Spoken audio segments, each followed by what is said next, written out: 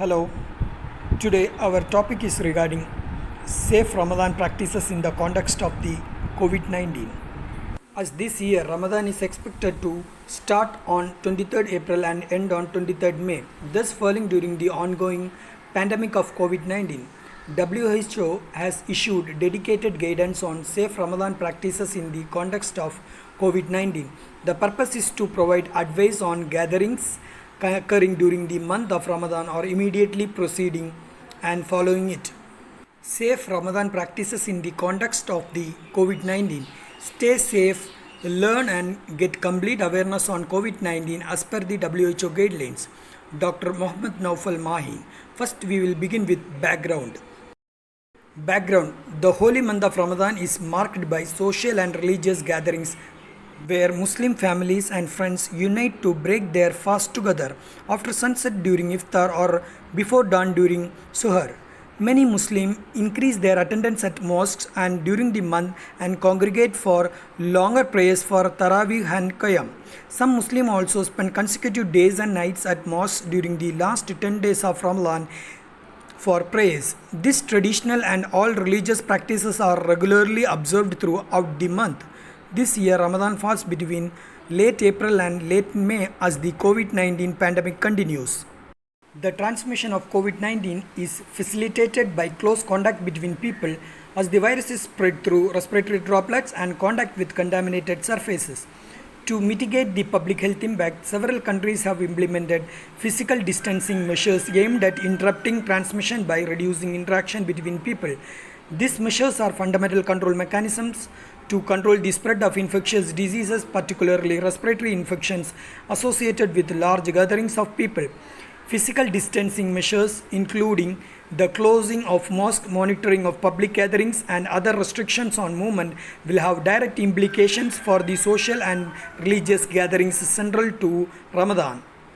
Next is the purpose. Countries around the world are taking different measures to control the spread of COVID 19. This document highlights public health advice for social and religious practices and gatherings during Ramadan that can be applied across different national contexts. Overarching considerations. Advice on physical distancing. First, practice physical distancing by strictly maintaining a distance of at least 1 meter, that is 3 feet, between people at all times. Use culturally and religiously sanctioned greetings that avoid physical contact, such as waving, nodding, or placing the hand over the heart. Stop large numbers of people gathering in places associated with Ramadan activities, such as entertainment venues, markets, and shops. Advice to high risk groups. Urge people who are feeling unwell, be or have any symptoms of COVID 19 to avoid attending events and follow the national guidance on follow up and management of symptomatic cases. Urge older people and anyone with pre existing medical conditions such as cardiovascular diseases, diabetes, chronic respiratory diseases, and cancer not to attend gatherings as they are considered vulnerable to severe diseases and death from COVID 19. Mitigation measures for physical gatherings. The following measures should be applied to any gathering occurring during Ramadan, such as prayers, pilgrimages, and communal meals or banquets. Venue. Consider holding the event outdoors if possible, otherwise ensure that the indoor venue has adequate ventilation and airflow. Shorten the length of the event as much as possible to limit potential exposure. Give preference to holding smaller services with fewer attendees more often rather than hosting large gatherings. Adhere to physical distancing among attendees both when seated and standing through creating and assigning fixed places, including when praying, performing wudu, in communal washing facilities, as well as in areas dedicated to shoe storage. Regulate the number and flow of people entering, attending, and departing from worship spaces, pilgrimage sites, or other venues to ensure safe distancing at times. Consider measures to facilitate contact tracing in the event that an ill person is identified among the attendees of the event. Encourage healthy hygiene. Muslims perform wudu before prayers, which helps maintain healthy hygiene. The following additional measures should be considered. Ensure that hand washing facilities are adequately equipped with soap and water and provide alcohol based hand rub, at least 70% alcohol, at the entrance to and inside mosque.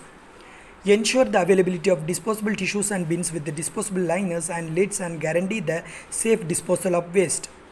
encourage the use of personal prayer rugs to place over carpets, provide visual displays of advice on physical distancing, hand hygiene, respiratory etiquette, and general messages on COVID-19 prevention.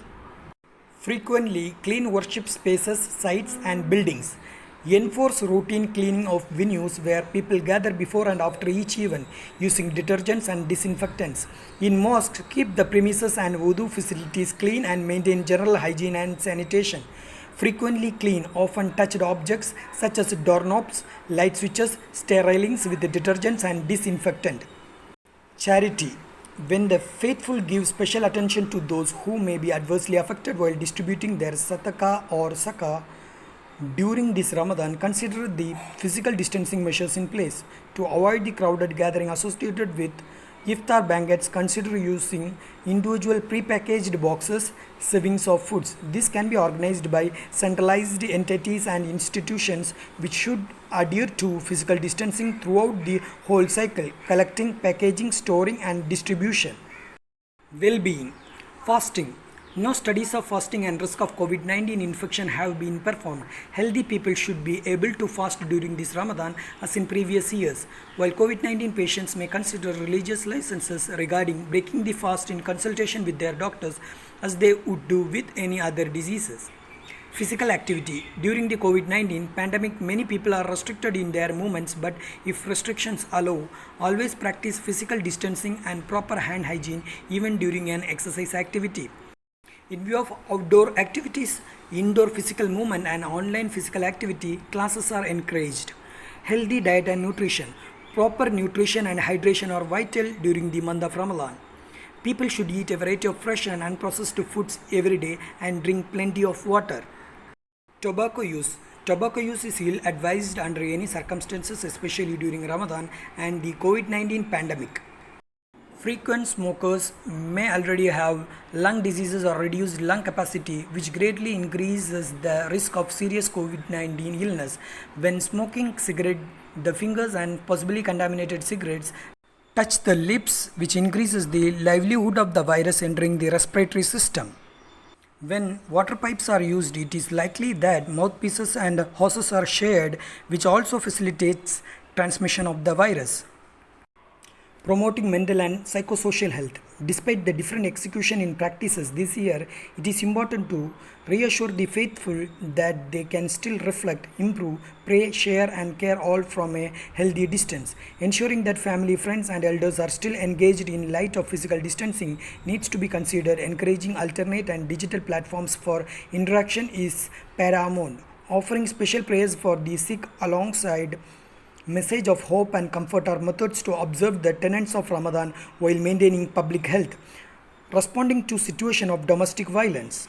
In settings where movement restrictions are in place, incidents of domestic violence, particularly against women, children, and marginalized people, are likely to increase. Religious leaders can actively speak out against violence and provide support or encourage victims to seek help.